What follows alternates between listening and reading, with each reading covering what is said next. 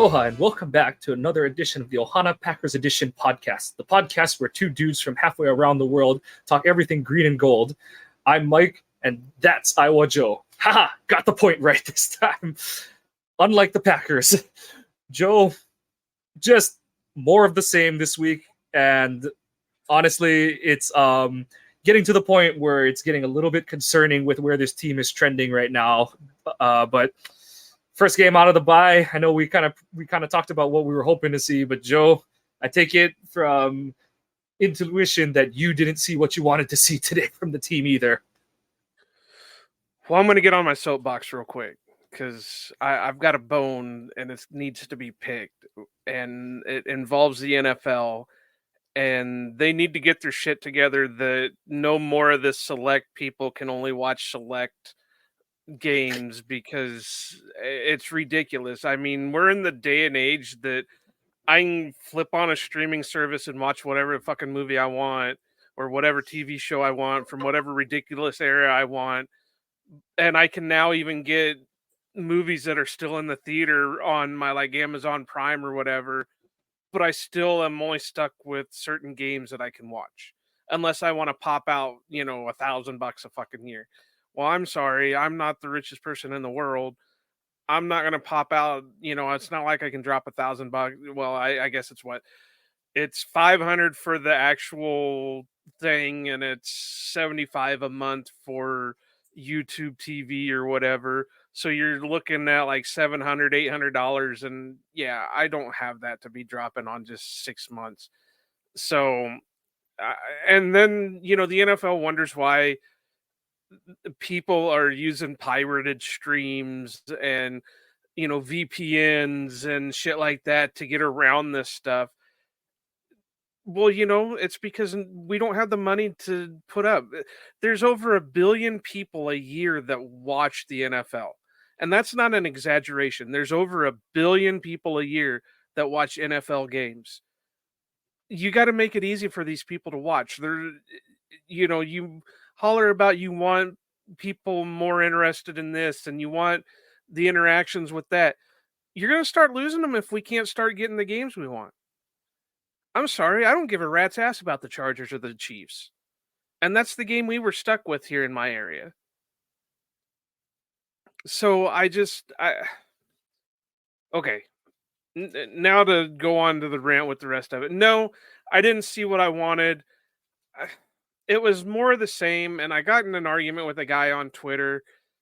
It's not just a single person fault. I mean, I could understand if, we had a Josh McDaniel effect where the play calling shit, the player, you still got to, and all that, the offense is shit, the play call is shit, where you can center it on one single person. But I'm sorry, Matt LaFleur can't run the routes for the wide receivers. And we saw more of that shit today where the wide receivers were running wrong routes, or we had 3 wide receivers running the same damn route in the same damn area.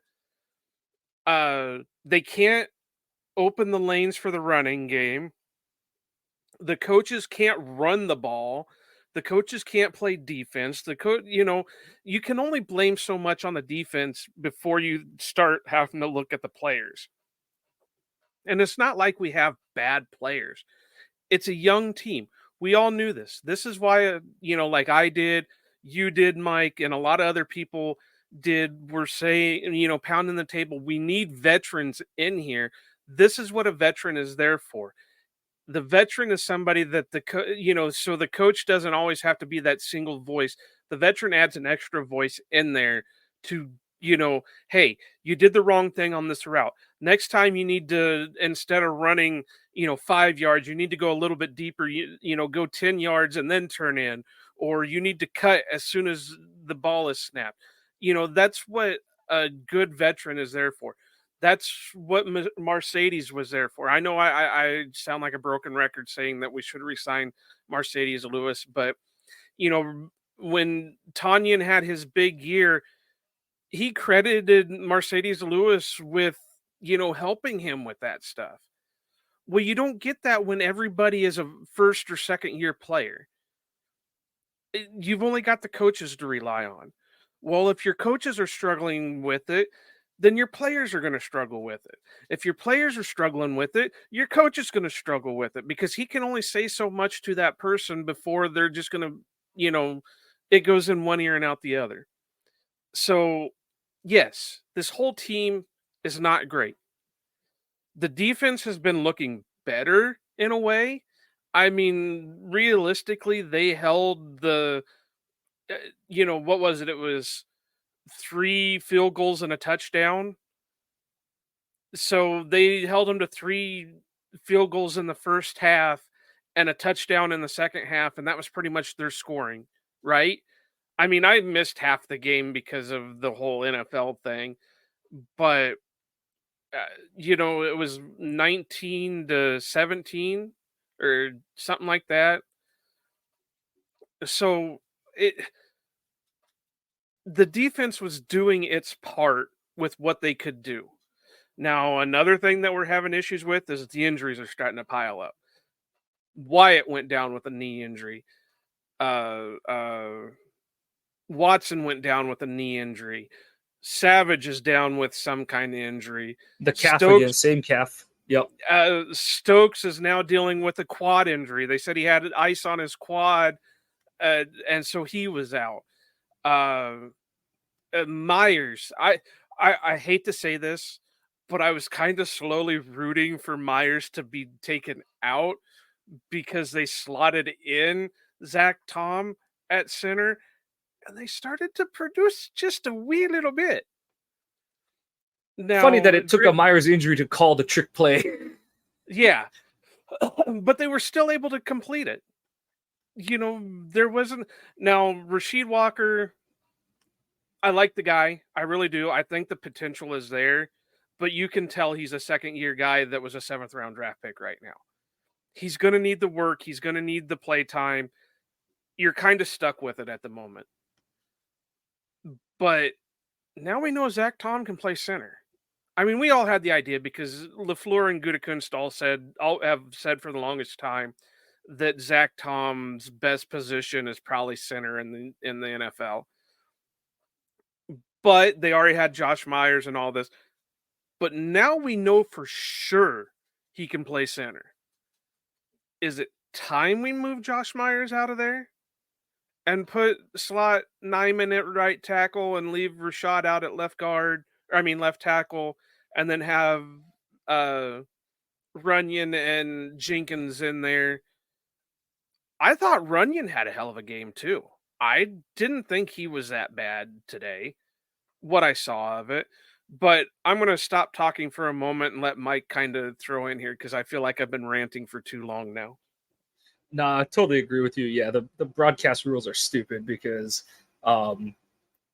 forget the regionality and all that kind of stuff, but just the whole the overtime rules and when they decide to cut away and stuff like that. It's archaic, honestly.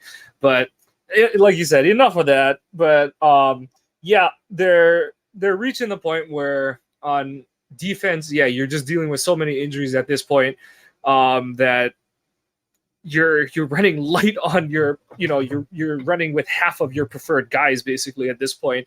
The Cyclone finally got some snaps. I thought he did a couple good things, had a couple rough plays, but like we've been kind of talking about, that's why you need to play him, is because he needs to get on the field and stuff. But yeah, the offense, I know that's what we're going to focus most of this podcast on, but it was another disappointing first half of the game for them. Like you said, it's not a single thing to point to. It is a failure on every level of the offense, where it's like you said, it's guys who don't know what route they're supposed to run. You had the play where it's a third down. I think Watson ran the wrong route based on how everyone else reacted to the play. But, I mean, Jaden Reed almost ran him over because he wasn't expecting him to be there. Is that the one where it looked like three guys ran the same route because they were all in the same area? It was like Musgraves, Watson. Yeah, and I think I have to look at the all 22, but I think Musgrave was running like an outside hitch kind of thing. And then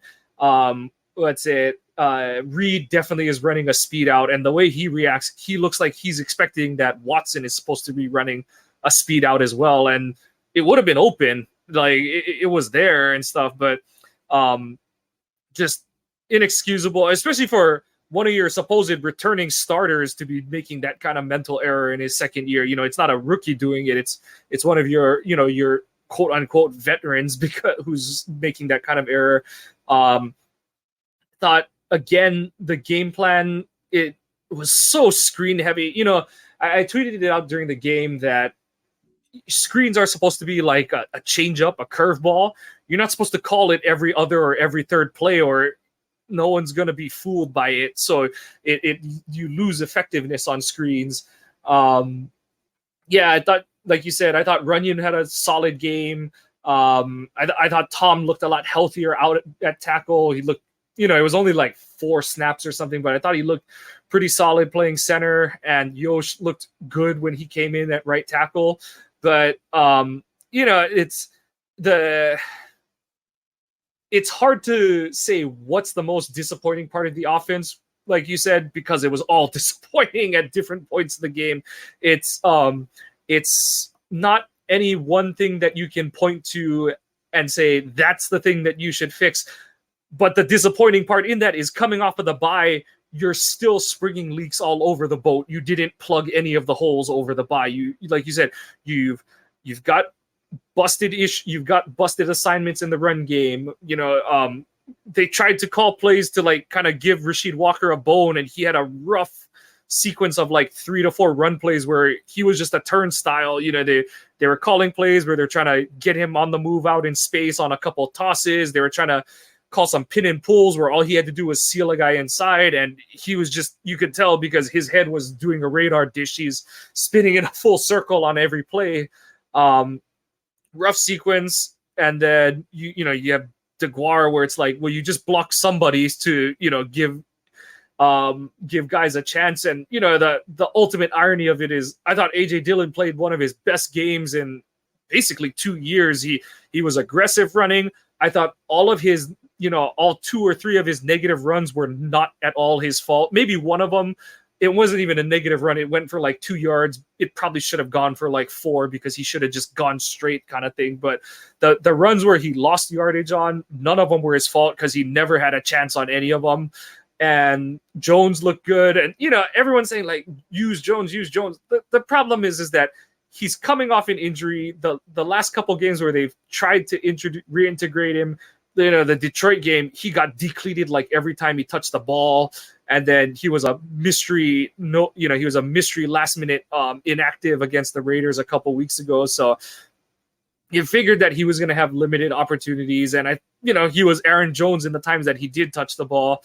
But that's the big disappointment on offense. The overarching theme of it is that, Love was a relative unknown going into the season. LaFleur's play calling with Love was a relative unknown, but the elements of the offense that the team was supposed to rely on, the O-line and the run game, have been a distinct just shortcoming of what we were hoping and expecting them to be going into the season. And because of that, you're not getting a good read on what Love is, outside of when he makes mistakes, which, we'll get into, but they're not good to see from a guy who's in his 4th year in the offense. And LaFleur is just you can tell that he's just struggling. He's spinning his wheels in the mud because it's that whole, okay, when you struggle, you go to what your offense's identity is. We've seen a lot of think pieces on it. This Packers offense doesn't have an identity. It's supposed to be the run game and playing off of it. The run game, the run blocking has sucked so far this season. Like I said, today was one of their best games, but how much of that is because you're playing a bad Broncos front 7?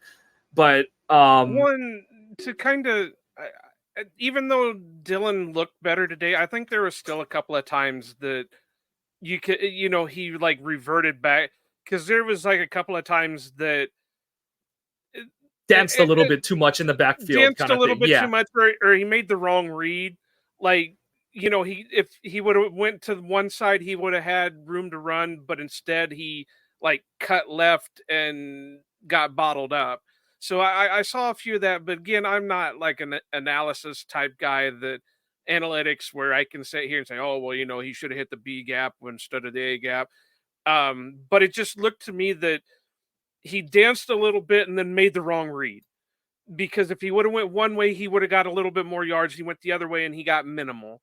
So yeah, he still had a good game, but he's still making the same mistakes. And like you were just saying with Jordan Love, he's a fourth year guy. He shouldn't be making those, he should be a little bit more better with this offense. We're still seeing, whereas I can give Jordan Love a little bit of a pass because he's still only started 7 games so far. How many games has A.J. Dillon played? Yeah, and so the mistakes I'm mostly talking about are later in the game. The first half, I haven't watched the game back, but the first half, I didn't think there was much of anything more that Love could have really done with what they were asking him to do. Everything, it was basically like LaFleur overcorrected. He was like, okay, the downfield passing game isn't working, so we're going to keep everything, quick hitting, short screen game, whatever you want to call it. And, Love, I think he was like 10 of 13 or something in the first half, but he was averaging like 3.6 yards a throw or something like that. So, the completions percentage was up, but, if you're only looking at the stats, it doesn't paint the picture of why the completion percentage was up. And then it just seemed like LaFleur was still, I don't know whether the word is scared, babysitting, whatever you want to call it, overcompensating for, whatever the O-line has done in pass pro, whatever you want to call it the past couple weeks. But the game plan reflected a play caller who didn't trust his O-line to protect properly. And excuse me. And you saw the effects of that where, like I said, everything was short. Everything was a truncated routes scheme. You saw a lot of wide receiver screens. Some of them worked. Dobbs had one that went for 14 yards. But then you saw other ones like the one Reed got hurt on at the end of the first half where both the guards didn't block anybody. And you just see that, Reed is kind of dead to rights. And that was the play before Anders missed the field goal. But and we're going to touch on that, Matt Schneidman. But it was, it was just disappointing because it felt like instead of, trying to establish an identity, LaFleur was like, I'm so worried about X, Y, and Z happening that I'm going to call a overly conservative game plan.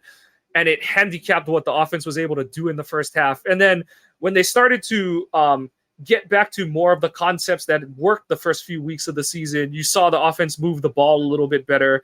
And they were able to gain some traction in the first half. So, it's frustrating because while, like I said, Love has been in the system for 4 years. Yes, it's only his 7th start.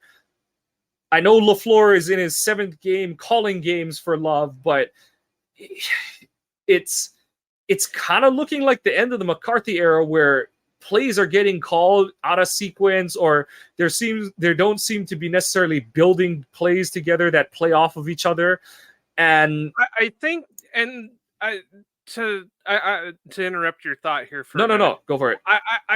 And again, I got to repeat, I'm not an analytics guy, so I can't really, but in my layman's view, I wonder if the reason why some of these plays are getting called out of rhythm and that is to try finding something that's going to get Jordan confidence. He's still trying to build, still trying to run a game plan, but build around Jordan's, what's going to get him a quick hitter, what's going to get him, to complete the pass, what's going to get him to stop predetermining things. And we saw that again today, especially late in the game. That last interception to seal the game. Andy Herman was kind of talking about this, and I saw a lot of other guys on Twitter talking about this, that it looked like he predetermined that throw deep to Dobbs when he had Aaron Jones opening free on a screen. And if he would have just took a second more to make his reads, that possibly he could have hit Jones and and at least got him into field goal range for a chance to win.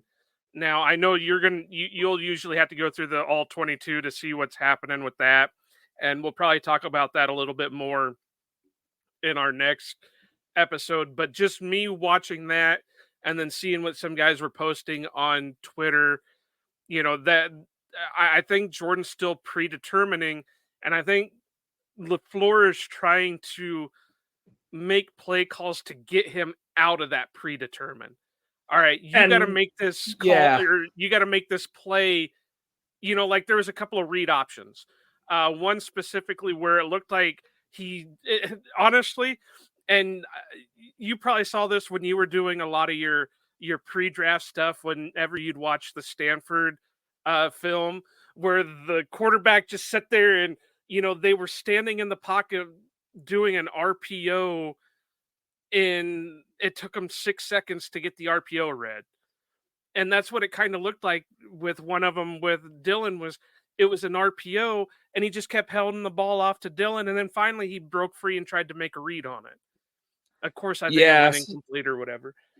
Yeah, so the one where he predetermined, that was actually the one where they got the field goal out of. So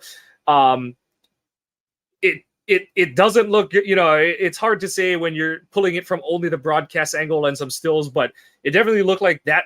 Ironically, that screen had a chance, but look, when you actually run other plays other than screens every other play, a screen will get you, and it would have gotten them, a fresh set of downs to, go. I think they would have been in goal to goal, in a goal to goal situation. So, that, and I even commented on that when I was like, yeah, you like you said, Joe, you got to go through your progressions. You can't make predetermined reads, and if you are, you have to throw the ball, whether it's on the fringe of inbounds, but that ball he threw to Dobbs on the fade stop, it didn't have a chance, Dobbs didn't have a chance in hell of catching it. So it's like, okay, it's cool if you're going to, just say, hey, I'm going for the end zone on this play, but you got to give your guy a chance. And we've seen Dobbs make that play a couple times this season on a goal line fade. Jordan make that throw a couple of times. Yeah. And he wasn't even really getting that much pressure. I think he was just like, I just got to get it out there. And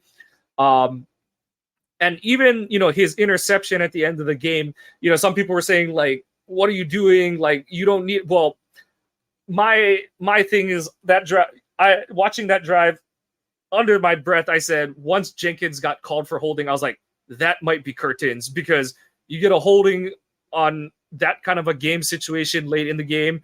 That just torpedoes your drive, and it puts you so far behind. He still had a shot at enough time that if he would have made a different read, that they would have gotten a field goal range. I mean, guaranteed the player got out of, whoever caught the ball got out of bounds or whatever. Yeah. But they were still within range to hit field goal range. And then, so, Andy did a breakdown of it, and I agree. At first Andy was saying it was a terrible decision. I don't think it was. I thought it was an okay decision, especially given the game situation. It's 2nd and 20 or 3rd and 20. My whole thing was that throw, just like the one before where Watson might have gotten really badly injured on. The throw was just awful. Toure is open. Love makes the correct determination that he's got a receiver isolated on a safety. Whatever you may or may not think of Toure, that is supposed to be an advantage for the offense. And Simmons is like, he's doing like the combine drill where the DB is backpedaling and then has to bail into, he has to do a full spin to bail to catch up to a route. That's basically where he's got Simmons. The problem is that, and I think, you look at even the touchdown that he did get to Dobbs, Love, I don't know what it is. I don't know if it's just he can't throw deep. I don't know if it's all the emphasis in the offseason between LaFleur and Love on getting arc under the ball. I don't know what it is, but that throw was about 5 yards short depth-wise. But more importantly, that ball needed to be out towards the top of the numbers. And what I mean is, when you look at the field from the broadcast angle, the top of the numbers is when you're looking at the numbers and they're right side up to you. That's the top of the number. And the bottom of the number is the side of the number closer to the sideline. Yeah. That throw needs to be out there because Toure is running a deep over route and you've got him running away from the other safety who makes the interception. But Love, and if you get all nerdy about it, the ball floats different in the thin air and stuff like that. So, you combine trying to put air under the ball with maybe the thin air, but Love's just gotta, if he's gonna pull the trigger on that throw, you just gotta put your weight behind it and swing for the fences on that. I thought you kind of saw shades of that on the touchdown throw to Dobbs, where I thought he tried to make the perfect pass instead of just letting it rip, and luckily Dobbs was able to kind of bail him out on that one. And yeah, I didn't get to see that one. My stream crapped out. so it was kind of like, the way I likened it on Twitter was it was the play against Cincinnati in the preseason. They just ran it in the opposite direction, but it was basically the same thing where with how much separation Dobbs had from Surtain on that play, just throw it at the back pylon that to the side that he's running to. Don't try and touch pass it in there kind of thing and stuff. And I've seen people say like, oh, why didn't he throw it earlier in the progression? There's pressure coming off the edge and stuff. And I got to take a look at the all 22 to see if he could have thrown it earlier, but I thought he did the right move to step up in the pocket there. But I think there's instances where he's predetermining where to go with the ball before the snap, and there's others where he's trying too hard to make the perfect throw, and it's causing issues for him when it comes time to make passes. And like I said, the touchdown to Dobbs is one where it worked out, and the interception is one where it burned him and the team in the end. So, well, yeah, and to kind of add on to what you're saying is he also needs to learn to when to speed up and slow down his throws, because it looks like he tries to rush it, so he's throwing a fastball when really he should be throwing a changeup. It kind of almost bit him in the ass in that second touchdown, because it bounced off of Dobbs's hands, and luckily it ricocheted right into Jaden Reed's hands for the touchdown. Whereas if he would have slowed that down just a hair, it would have been an okay play for Dobbs to make. Just like, like we're saying, not without going over the all 22 and whatever. yeah. But it looked like he put too much fire on that, and that's why it ricocheted off of Dobbs. And again, luckily Jaden Reed had the awareness to make the catch off the ricochet. Yeah. So, like I said, that's the recap on Love. He made some plays, had the team with the lead late in the game, but it was, quite honestly, it was too little too late. And the fact they were in the game speaks more to what kind of team Denver is than, Green Bay, like figuring it out kind of thing and stuff. So, and so at the 6-game mark, the issues with Love is what we were kind of talking about in the preseason, where we need to see an elimination of some of the errors that are, have been there since week 1, where, he's starting to up his accuracy a little bit, whether that's, by proxy in terms of, just throws are shorter and stuff, whatever, he's giving guys more opportunities to make plays. Okay, that's a good thing. But at the same time, he is missing opportunities to make bigger plays in games. And at some point, push comes to shove, you got to start making better decisions.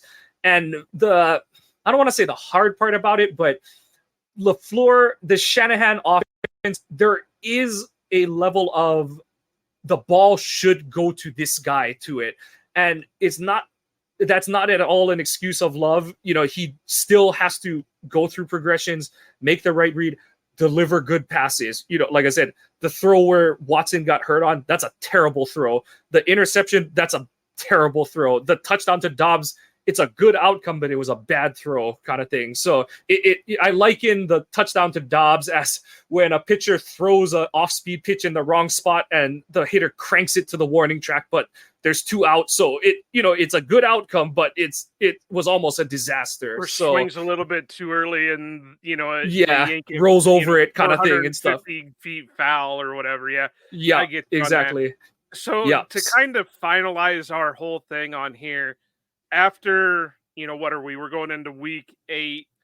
What are we feeling on Jordan Love so far? Because we both kind of said last episode that this was going to be like the make or break type of game for Jordan Love. How are we feeling on him now? Just to give him our week 8, grade so far. So right now, he putting it in college terms, he's getting some flags on his his his progress report. There's it's hard to put it in those terms, but he's getting some incompletes on projects. He needs to do better on his midterm. Like I said, the arrow is trending down right now. How steep of a down, that's up to semantics, but we haven't seen that step forward that you've wanted to see from him. Like I said, he's making plays, but the problem is that in between making the splash plays, there's too much where the offense isn't doing anything or he's turning the ball over.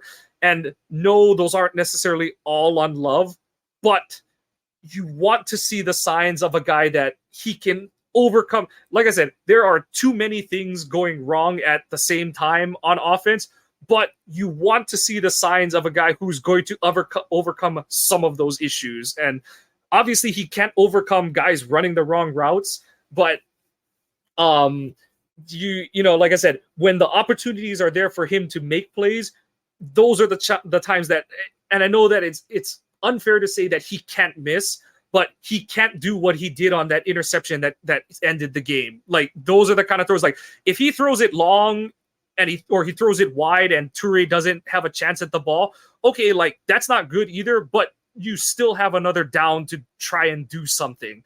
But to come up so woefully short on a throw that it leads to a game-ending interception, that's the kind of thing that he cannot be doing. And like I said, there's the issues are he's having plays where he's making pre-snap determinations on where to go, not going through progressions, terrible ball placement on plays that are there to be made.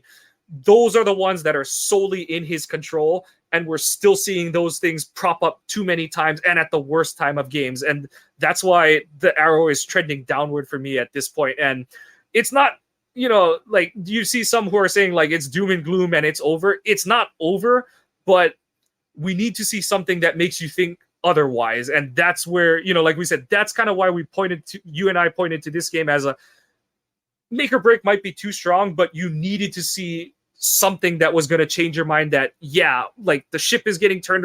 Like I said, it can be burning down around him, but at least we can say Love pulled his weight.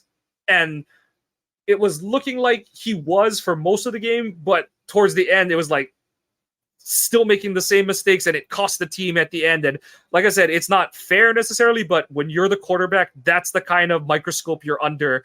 And that, like, kind of going back into the talks we did about what do we need to see, what determines if he's worth an extension. If he can't make those plays with this team needs him to when the game is on the line, you can't pay our version of Daniel Jones $40 million a year. So that's where I'm at right now. It's like I said, it's not signed, sealed, delivered, but the current trends are not great so far. Yeah, I completely agree. I'm not ready to completely give up on him, but I'm also not ready to cement him in as, the next face of the franchise. He's got a lot. I mean, I use this game as make or break because this was the type of game they should have won, just because of how crappy a team Denver has been throwing out there. Next week is going to be kind of the same thing. You've got, I believe it's the Vikings, and you're playing the Vikings, and the Vikings haven't been that great, but they should be giving you more of a fit than what Denver did. So if you go in there against Minnesota like you did against both the Raiders and the Broncos, you're not going to do yourself any favors. Now, if you come out and you play like you did against, second half Saints, first, or, part of the game against the Falcons, and like you did against the Bears, you're going to have a better shot. And of course, like we keep saying, one of the big problems is injuries. I was just trying to look it up, and the major fear is some kind of ACL or MCL damage to Watson, or at best maybe a bone bruise or whatever that'll keep him out a couple of weeks. But That sucks. And I also saw a lot of people like calling Watson a bust. Are they forgetting that this kid was super raw coming out of college? I mean, this kid Yep. played in a system that had a very slim route tree. It wasn't even really a tree, it was more like a branch more than anything, because they didn't run a lot of passing plays. It was a strictly run team. He's got all the ability in the world. Yes, we're having issues with injuries right now. Yes, he's not looking that great out there, but this is year 2. Year 2. I don't know about you, Mike, but when I started doing my draft scouting stuff, long time ago, the rule of thumb was always you had 3 years for a player. The first year was to get yourself NFL ready, meaning, get up to speed because you're not in college anymore. So you've got to get in and get used to the speed of the NFL. Year And the 2 length is of where, the season. Yep. and the length of the season. Year 2 was your, okay, now you need to start learning the playbook better. Now you need to get more reps. You need to get in there. You need to get to integrated. Year 3 is where it really counts, because year 3 should be the year that everything comes together, and then that's when you start producing. Well, the only time that the 3-year rule doesn't matter is when you're that top 5 talent. Like Calvin Johnson, or some guy like that, where they're basically NFL ready when they're still playing in college. They'll come out and be a superstar on day 1. That's when the 3-year rule does not matter. But anything outside of that, the 3-year rule matters, because what people fail to remember is in college you play 10, 12 games at most. In the NFL, you're playing at least 16 games. 17 now with the week 17, whatever. But if you're a playoff team, you're playing up to 20, 21 games. Yep. They're not used to that. So you still got to remember, these guys are learning. It's a young team. Not everybody's looking good.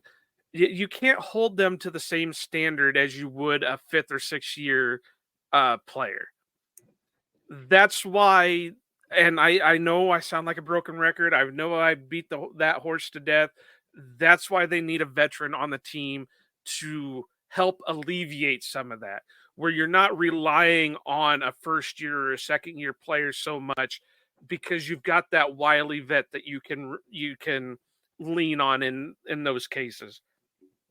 So for all these guys calling Watson a bust, or Watson is terrible, or making fun of people because they still like Watson, shut up. I mean, just shut up. Give it time.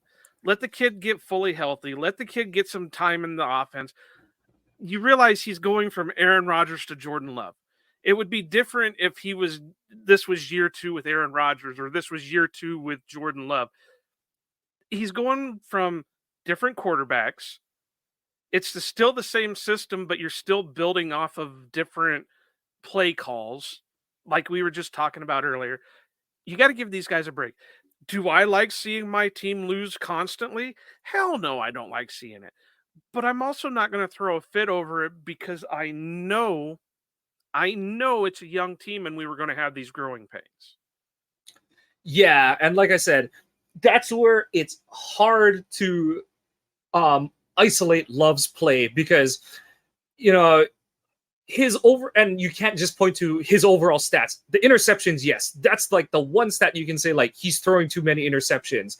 And even that, there's some context that you need to take into account. And like I said, that's where my evaluation of Love is.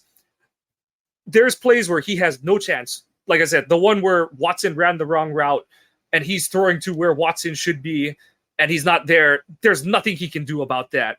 The plays where he's got a chance and he comes up short, those are the ones that, like I said, fair or not, there might be only like 2 or 3 of them a game, but those are the ones that, yeah, you got to make those when, like we say, everyone is complaining about how this offense looks disjointed, this and that. LaFleur sucks this year. He's nothing without, whatever it may be.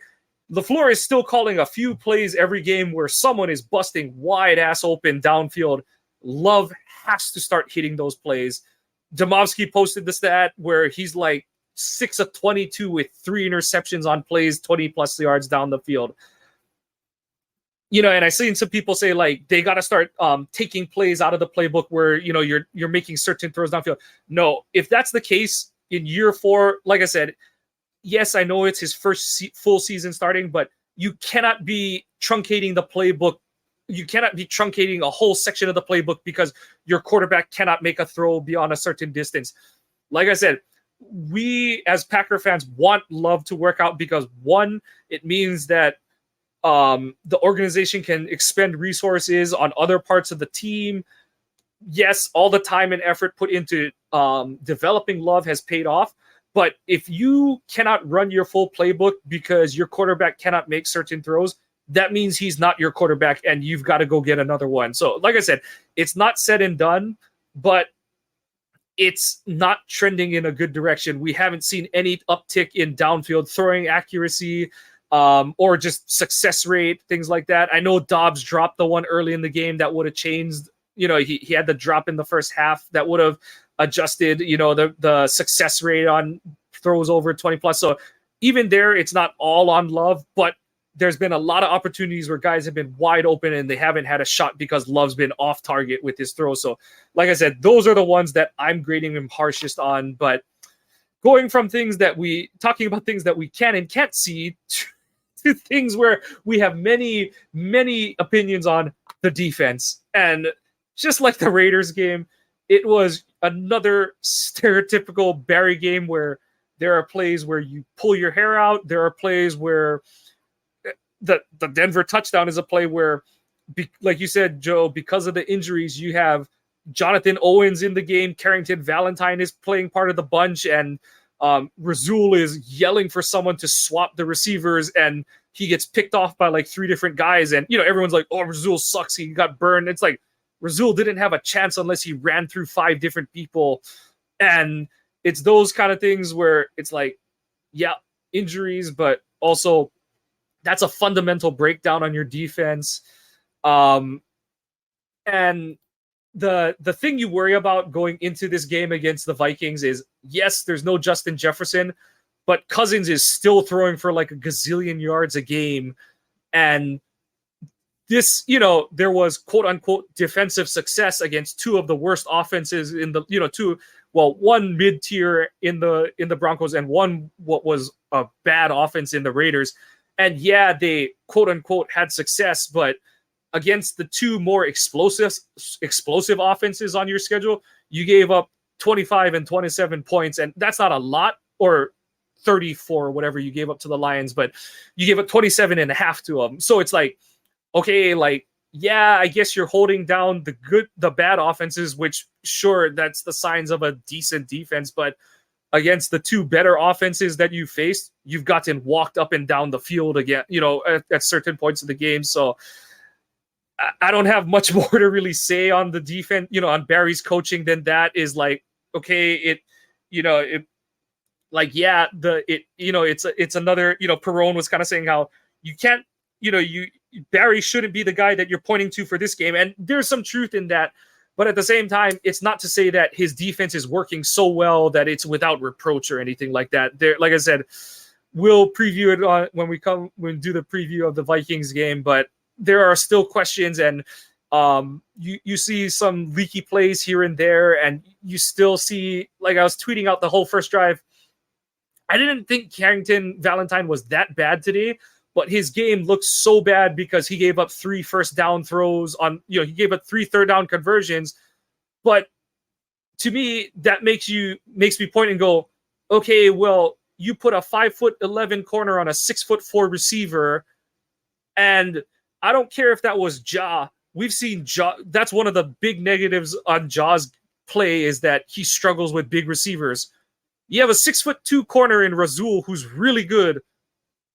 Yeah, I know that you're running mostly zone and that Denver can cross, you know, that's how they got the touchdown. But it's like the fact that you're not even matching, you know, some to some degree pre-snap, that you're just allowing them to walk a 6'4" guy on your 5'11" corner when you have a tall corner to match up on him.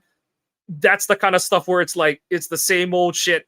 And yeah, it worked out today, but they couldn't get a stop when the offense finally got a lead back. It was too little too late, and Denver was able to kick a not very, it was a 52-yarder, but in Denver especially, that's not that long of a field goal. And so, the scoring numbers look nice again, but in reality, it doesn't really add up, and it paints sort of a false picture in my opinion. But like I said, you can't go yelling at Barry because his unit by default played better than the offense in this game. And that's kind of all I've really got to say about the defense today. Well, and you can't blame Barry when your offense isn't giving your defense a rest either. Right. You can't let your offense go out there and go 3 and out, half the game and expect the defense to hold their end up the whole time. Trust me, I'm an Iowa fan, and that's the thing we've been dealing with for the last 3 years or longer, is you can't just rely on your defense to do what your offense should be doing too. But I've got a question, and nobody could answer it for me when I posted it on Twitter, but do we know who the 2 call-ups from the practice squad were for this week? Shoot. I don't know if they had one, honestly, this week, because I didn't. The big one the roster move I saw was not elevating, but adding Stokes back to the 53-man, and what's it called? They released Justin Hollins. Justin Hollins. So I don't remember if they actually had a call up, but okay, so maybe they didn't. Then that's maybe why I couldn't find anything on it. So here's what I would be doing for next week. I would be calling Jonathan Ford's ass up and getting him to be in the middle there. Is he going to be better? No, but to me it looks like, even with the uncertainty of what's going on with Devontae Wyatt, which looks like could be another knee injury, who knows, could be, something as simple as a meniscus, sprain or whatever, but he got up, walked off the field, but then they carted him back to the locker room. So we don't know. Carl Brooks has looked all right. Kobe Wooden has looked all right, but they're a bit undersized. So you really need another beefy guy. And here's my thing. You can't also rely on just TJ Slayton as your big beefy guy. And that's what they've been kind of doing. Kenny Clark has been hot and cold lately. He, there's moments where he flashes his ability, and other moments he gets washed away. Now, is that because, he's not getting any help? Whatever. I don't know. But that tells me they need another big beefy body. And we saw that Jonathan Ford had the ability when he got the chance in the preseason. We've talked about it before, where he looked good. The coaches were talking about him unprompted, and all that good stuff. It's time to bring him, at least use a call up on him and say, hey, you got 3 with him still. So yeah. And like you said, it just makes too much sense with Wyatt. The way that he got carted off, he's probably missing at least a game. So, especially because he went into the game with the knee, right, that was on the injury report all week. So, yeah.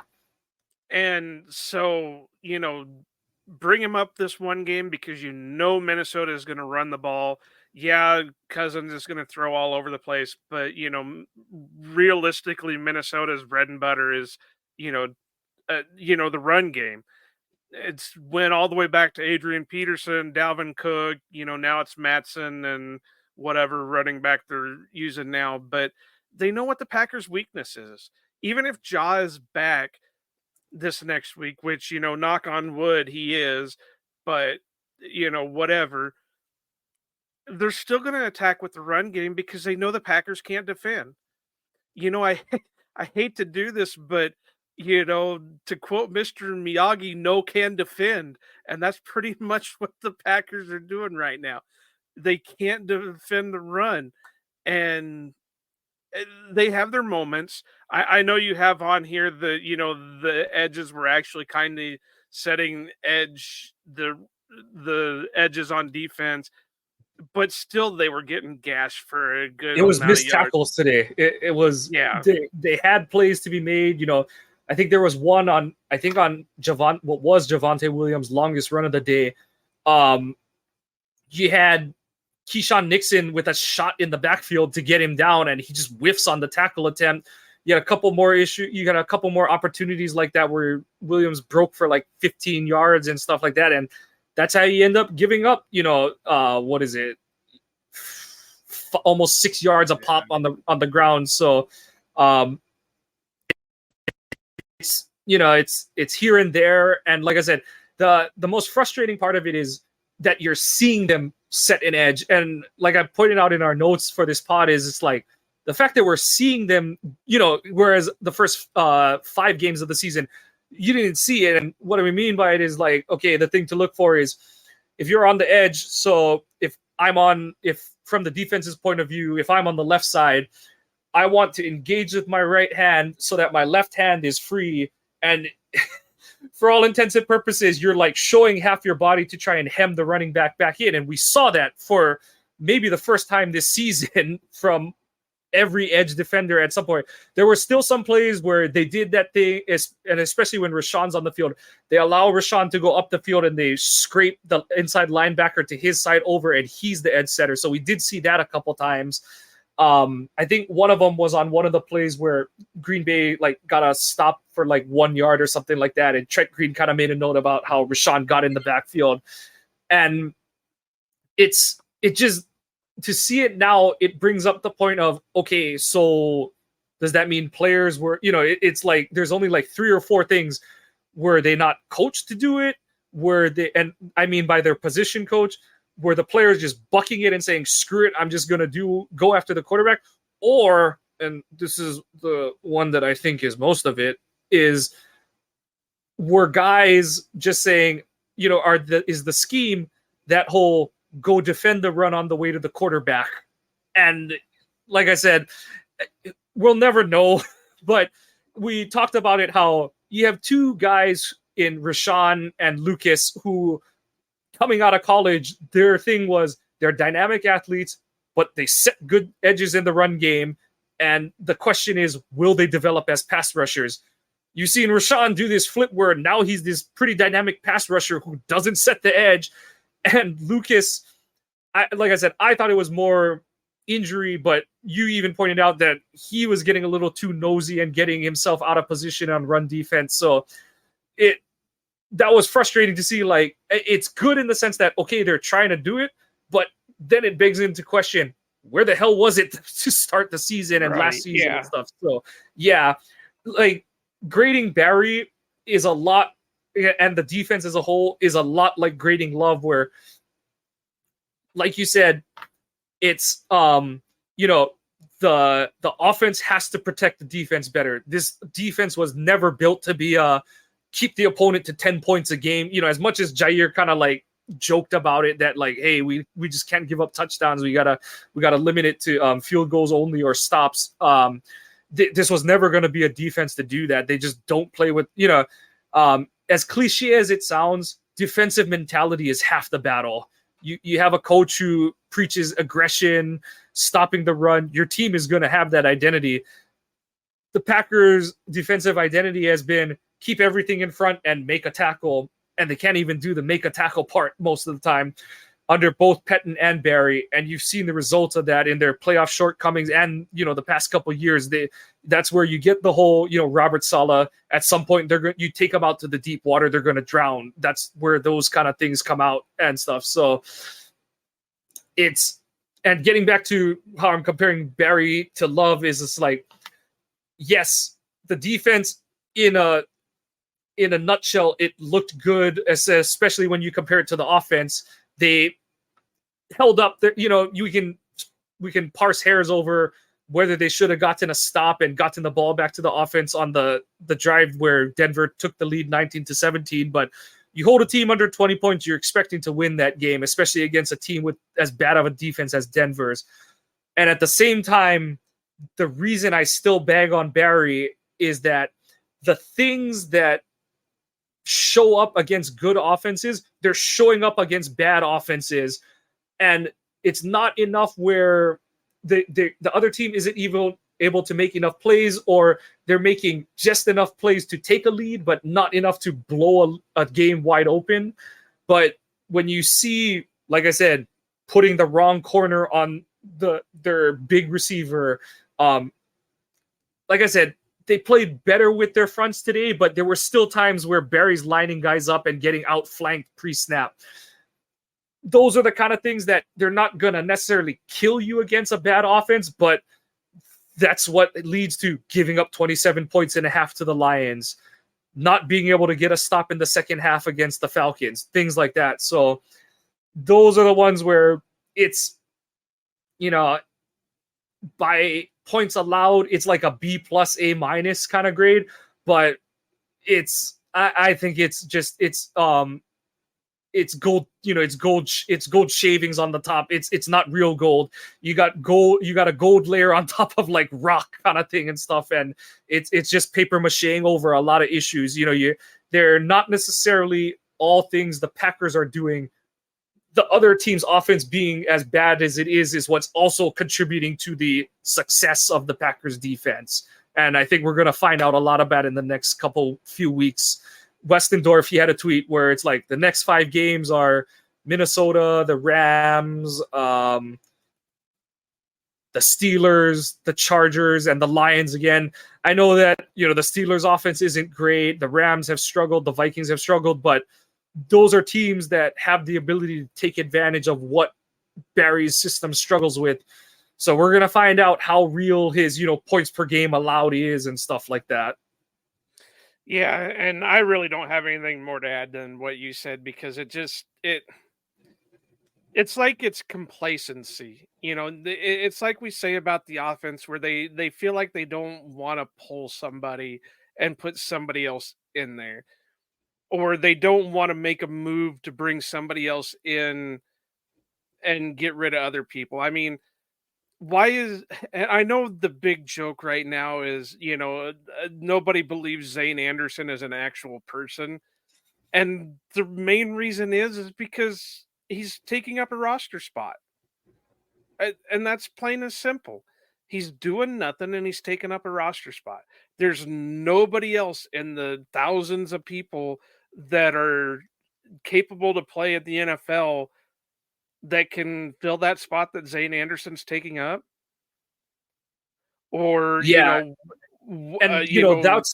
that's a big part of the reason you and I have been banging the table for Anthony Johnson Jr. to be active on game days, because it's like, sure, you can load this position with core special teams players, but you have one guy in Savage who, he's having a solid year. It's not resetting the narrative on him, but he's having a solid season. You have a guy in Ford who, he has interceptions in the 2 weeks leading up to this game, but he's not the future at safety. And then you just got a bunch of guys who are playing because of special teams. And if you see them on defense, you're just like, well, yeah. And that's the thing with Jonathan Owens is he can play the run, but he can't play the pass, which sucks. If you could maybe bulk him up and move him to like a hybrid inside linebacker, it might be a little bit better. But at this point in his career, there's no way that's going to happen. And this is where they kind of miss a Tariq Carpenter type player that could play both safety and inside linebacker. And not saying that the inside linebackers have been playing bad. I mean, McDuffie has been a pretty solid guy. Quay, when, he's out there, has been pretty solid.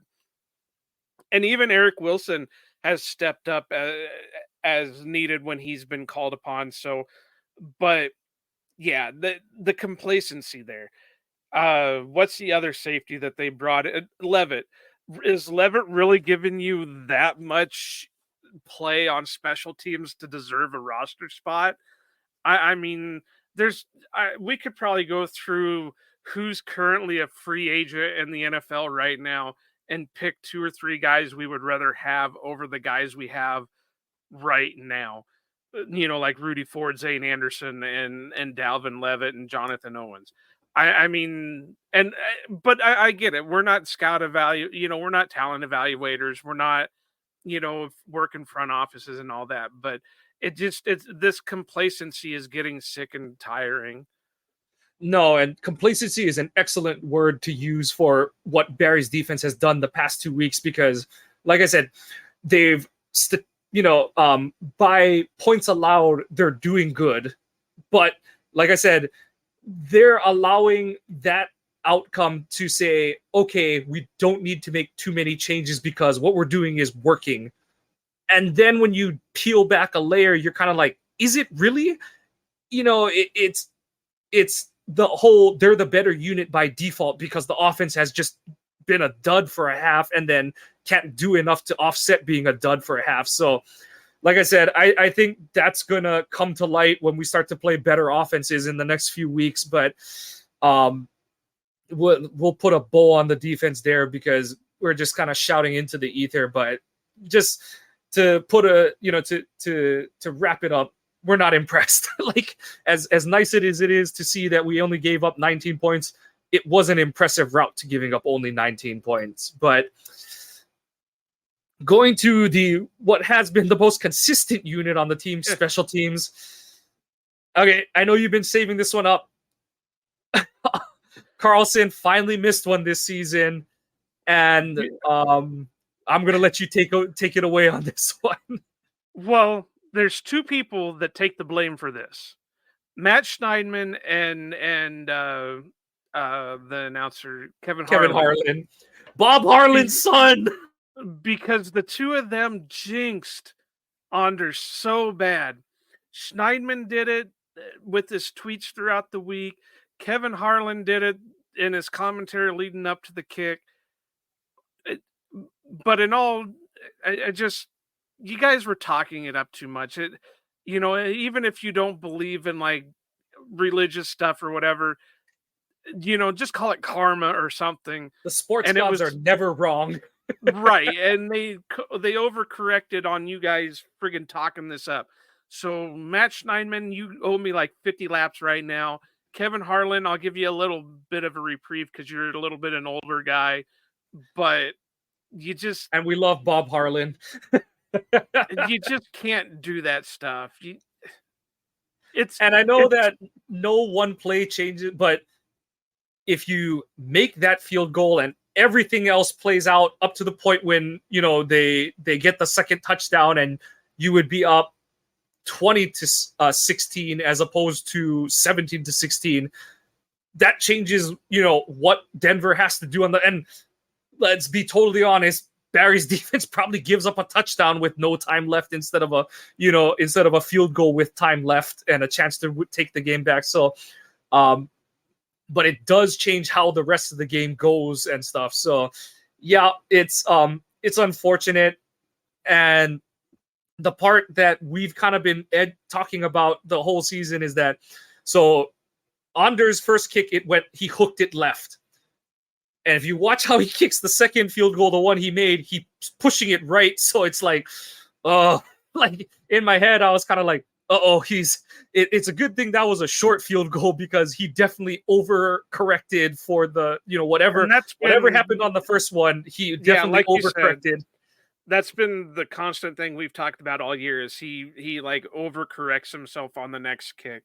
So yeah, it's a good thing on that, but I can't really put too much blame on him because he's been like the lone bright spot in the whole Packer unit. And kind of like we were talking with Jordan Love early on in the season, we knew at some point there was going to be a little bit of a drop just because he was, to use the saying, out kicking his coverage on stat wise, because in college, he was an 80% kicker or like an 82% kicker or something like that. I think 70s or something like that. Yeah. So there are going to be misses.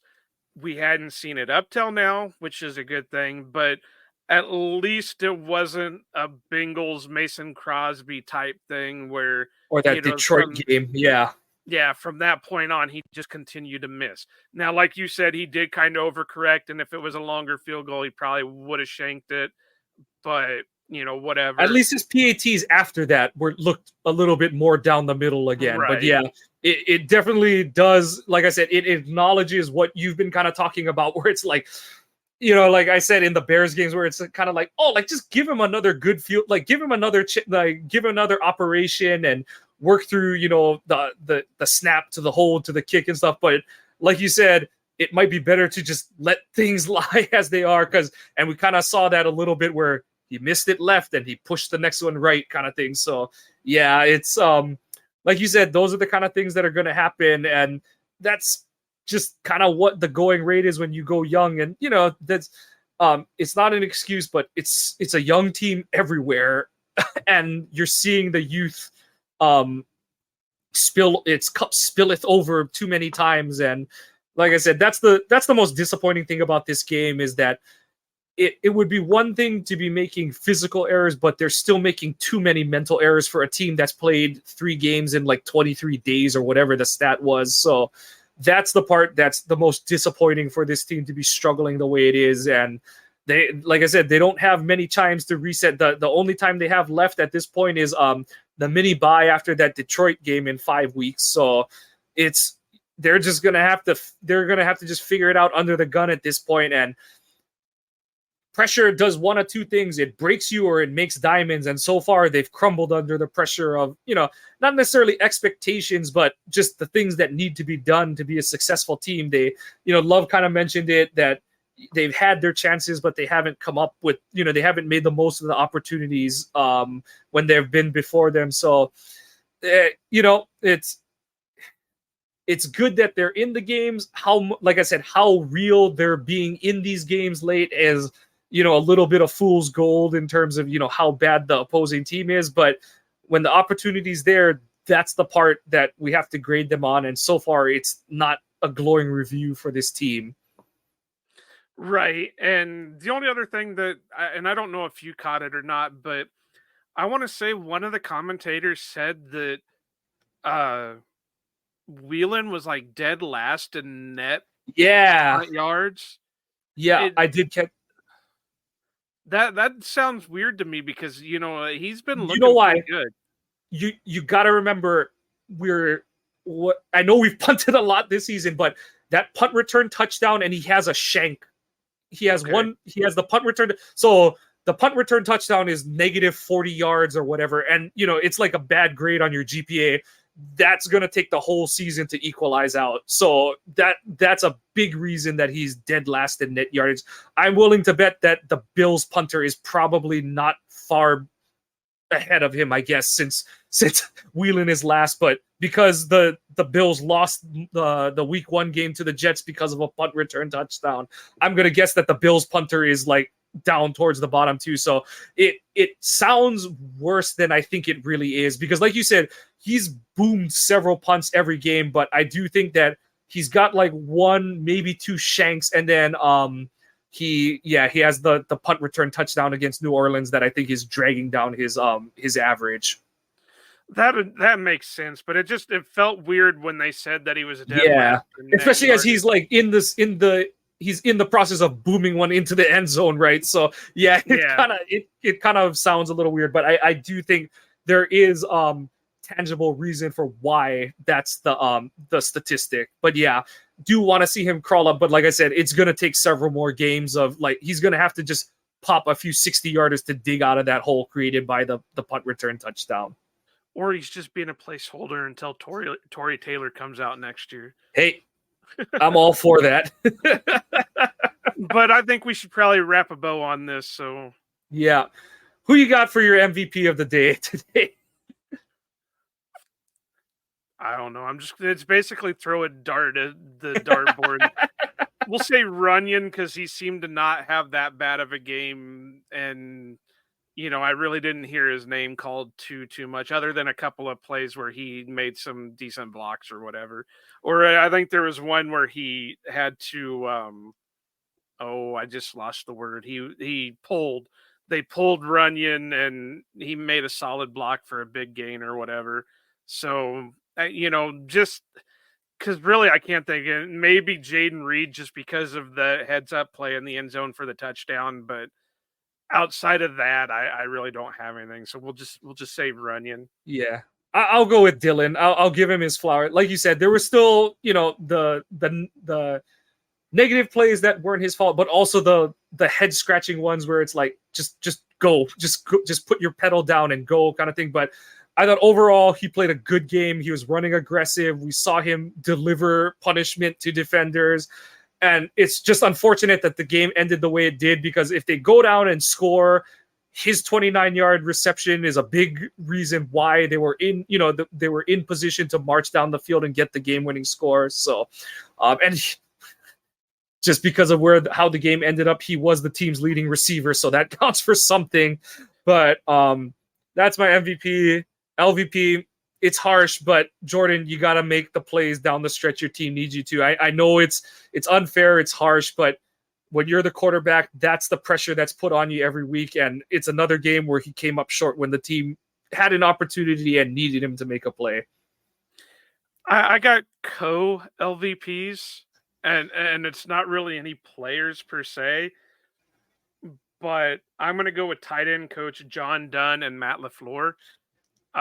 They're really kicking the can with the tight ends that they have right now.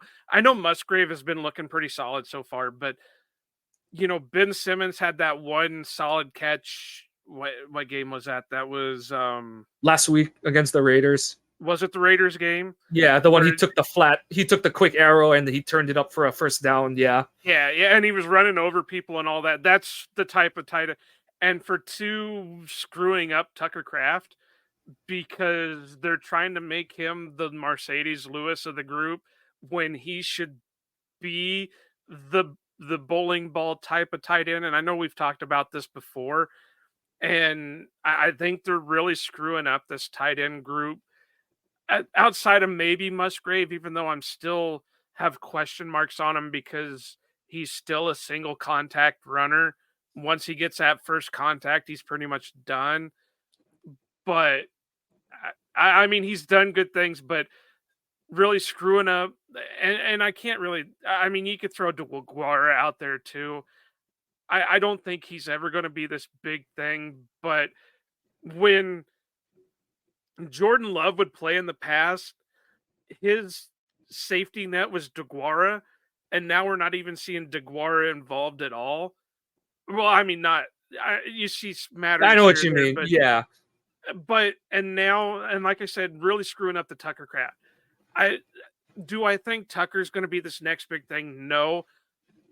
But you can't just use him purely as the Mercedes Lewis blocker. Because as we've talked about before, he's not that blocking tight end. Right. He's a capable blocker. He's a willing blocker, but he's not a pure blocker. He's the type of guy you give the ball to him and he's going to run over or carry the tacklers, the scrum for positive yardage. Yeah.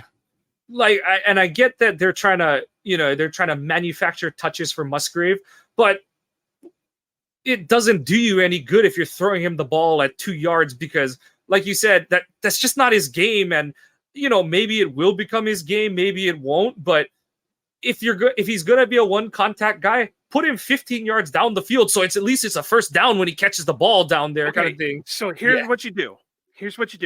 You take them ankle weights and you strap them onto them, and that simulates an ankle tackle. Then you give some of them rotating dummies with the arms out, and you just make them run through there with the ankle weights on like a dozen times a game, a dozen times a practice. And we'll fix. You get me up there. We'll fix this single contact runner. That's all on you, because I shouldn't be teaching anyone to run. So we'll just leave it at that. I can't run to save my life, but I'm going to teach this guy not to go down easy. I know. But we've talked about that. We've talked a lot about it, but we'll just wrap a bow on this one. It was overall, the score was a lot kinder to the Packers than how disappointing of a game it was coming off the bye. But no time to shed any tears about it. They've got to bounce back. They have a division game, and I saw someone tweet, they're only one game or a half game out of the wild card at this point. So, no one's going to feel sorry for them. And if they're going to, it starts with getting that next win and getting back towards 500. So week 8, that's the next step in that journey. But that's gonna do it for us. Please. And I just want to say, I'm calling you out, Matt Schneidman. No more of this crap, or I'm going to come see you. I don't care if I'm a 37-year-old out of shape cripple. I will come see you, and I will kick you in the kneecap. Bring him down to your level, right? I will. Everybody's the same size when they're laying flat on the ground. Ain't that the sad truth? But that's going to do it for us this week. Appreciate you joining us on this episode of the Ohana Packers Edition podcast. Jesus. Please give us a follow on our Twitter accounts. I'm at Kawana Mike. Joe is at Iowa_Joe86. The podcast is at Ohana_Packers. Please follow. Please give us a like and a subscribe on your favorite podcast apps, sites, however you get your podcasts.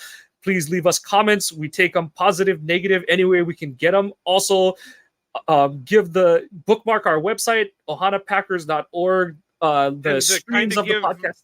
Give Mike a pat on the back.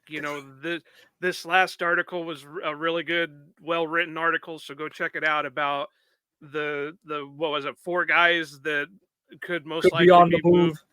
And he'll have a follow-up here soon. So, to kind of give him a pat on the back, it was good. So go check it out, leave a note, drop him a comment or whatever, and let him know how he's doing.